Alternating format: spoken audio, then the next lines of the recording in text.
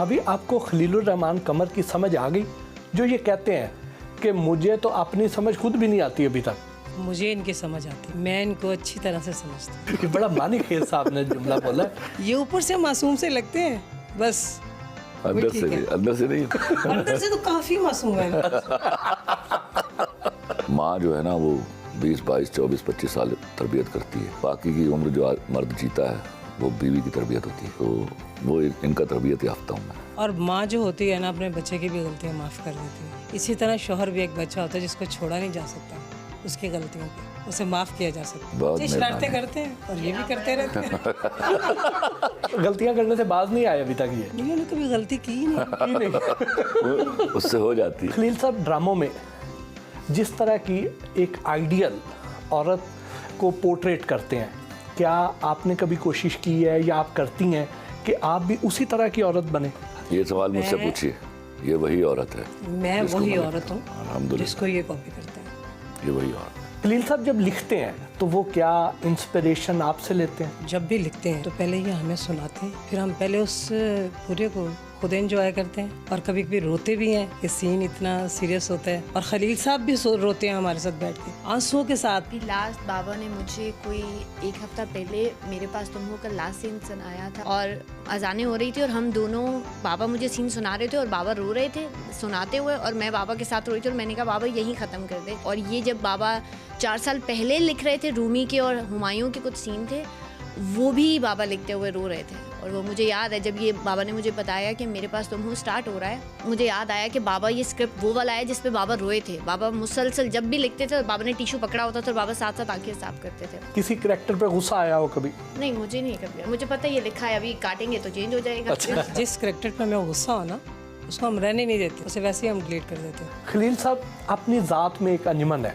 तो ऐसे शख्स के साथ ज़िंदगी गुजारने का तजर्बा कैसा रहा? देखें खलील साहब आज 20 साल हो गए तकरीबन।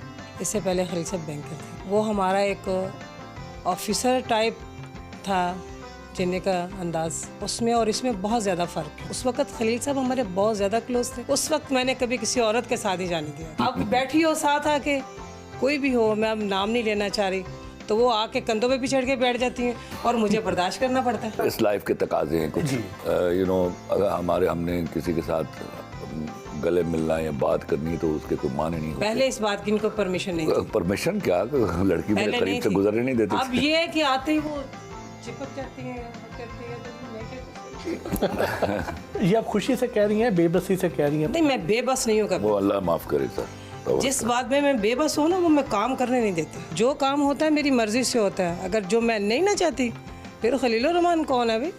माशाल्लाह, सुभान अल्लाह, सुभान अल्लाह। अब सबको पता चल गया मेरी औकात क्या है। नाराज़ हो तो मनाने में पहल कौन करता है? खलीलुर रहमान। जब हमारी नई नई शादी हुई थी तो मैं इनको चंदू जी कहती थी, अब तो मैं खलील साहब कहती हूँ। गुस्से में मुझे खलीलुर रहमान कमर, खलीलुर रहमान कमर कहती हूँ। आपको अंदाज़ा हो जाता है? हाँ जी जी, अल्लाह के फजल से अंदाज़ा हो जाता है। मैं घर पे पैर रखता हूँ तो मुझे अंदाज़ा होता है, मुझे दरवाज़ा बता देता है तेरे नल की होना है।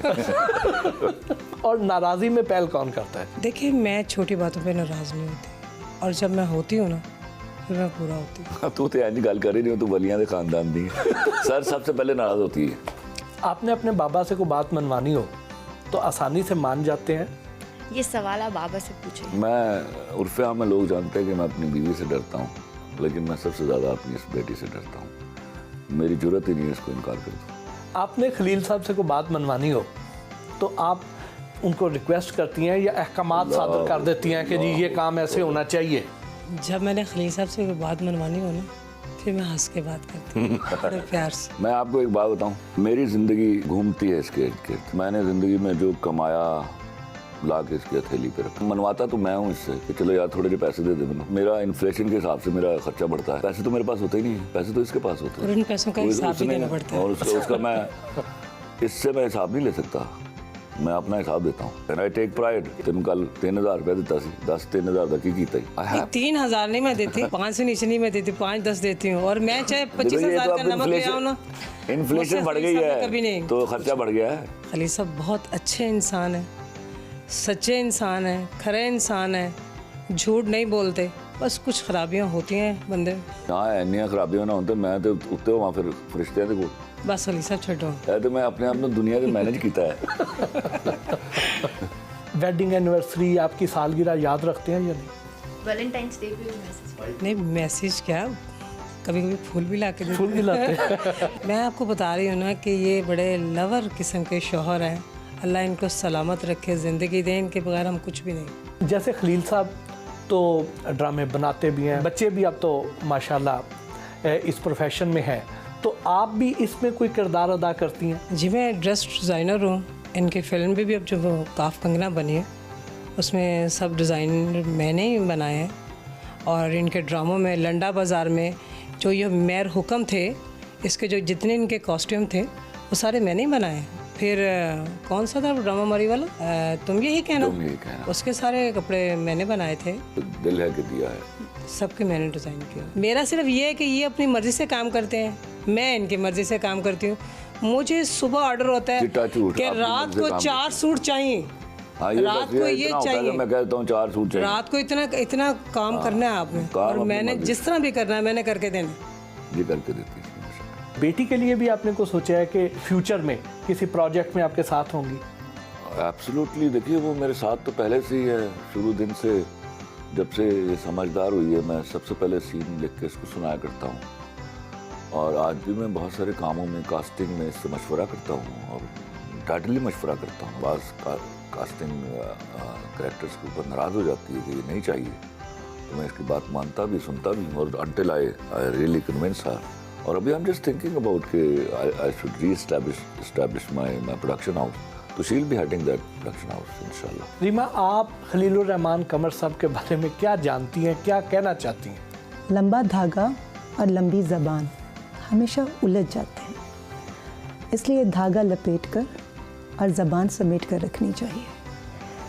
जिस शख्स का नाम खलीलुर रहमान कमर है, अगर इसकी ज़बान समेट दी गई तो फिर जो ख़जाने इसके कलम के ज़रिए निकलते हैं वो फिर उस अंदाज से हम तक नहीं पहुँचेंगे जैसा हम देखना चाहते हैं। मैंने इनके साथ काम किया निकी जई हाँ में भी एज एन एक्ट्रेस, और इनकी लिखे हुए डायलॉग्स मैंने बोले। इनकी सबसे एक अच्छी बात है कि लिखते बहुत अच्छा है, और इनकी सबसे बुरी बात है कि बहुत ही परफेक्शनिस्ट है। जब तक मुतमईन नहीं होते ये दूसरे को कब्र तक पहुंचा देते हैं, चूँकि काम दिल से करते हैं और बहुत अच्छा करते हैं, इसलिए कभी कभी उस काम को करने के दौरान और करने के बाद कुछ ऐसी तुग़यानी इनके अल्फाज में नज़र आ जाती है, कुछ बोलते हुए अंदाज में, तो मेरे ख्याल में उसको इग्नोर कर देना चाहिए, उसको सुनी अनसुनी कर देनी चाहिए, क्योंकि no one is perfect and no one should claim to be one, because perfection is only meant for अल्लाह। ये नहीं कि he is sitting next to me.